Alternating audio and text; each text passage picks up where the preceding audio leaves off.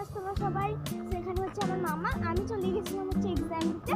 তো এক্সাম দিয়ে আমি বাড়ি ফিরে যাচ্ছি আমার মাম্মামের সাথে। আর আমার মাম্মাম এসে বলে আমি এতটাই খুশি হয়েছিলাম আর মাম্মাম এসে তার জন্য আমি অবাকও হয়েছিলাম যথেষ্ট পরিমাণে।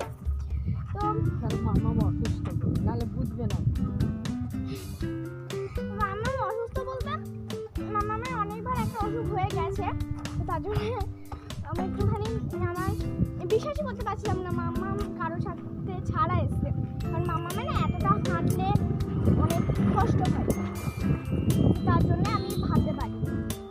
তো ভেবেছিলাম ভাইয়া গাড়ি নিয়ে এসছে, বাট দেখি যে সত্যি ভাইয়া গাড়ি নিয়ে আসেনি। তো আমি এত খুশি হয়েছিলাম যে কি বলবো। তো এখন আমরা খেয়ে নিচ্ছি, মাম্মামের সাথে একটু অটো গাড়ি যাচ্ছে।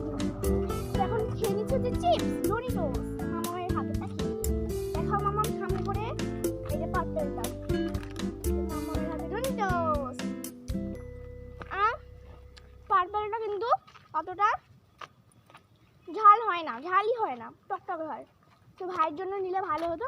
দেখি সামনে আর কোনো দোকানে আছে কিনা, ভাইয়ের জন্য নিয়ে যাবো একটা। ভাই বেশি ঝাল খেতে পারে না,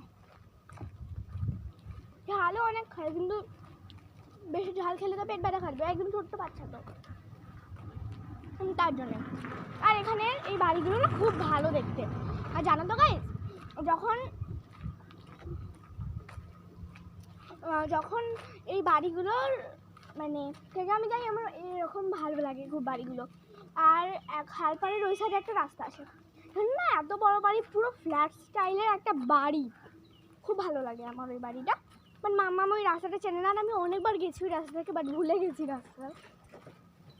সো গাইস চলো এখন মতন এই ভিডিওটা এতটুকুই, আবার বাড়ি ফিরে তোমাদের সাথে ব্লগ করবো। Thanks for watching, bye bye mama, bye কর। হ্যাঁ।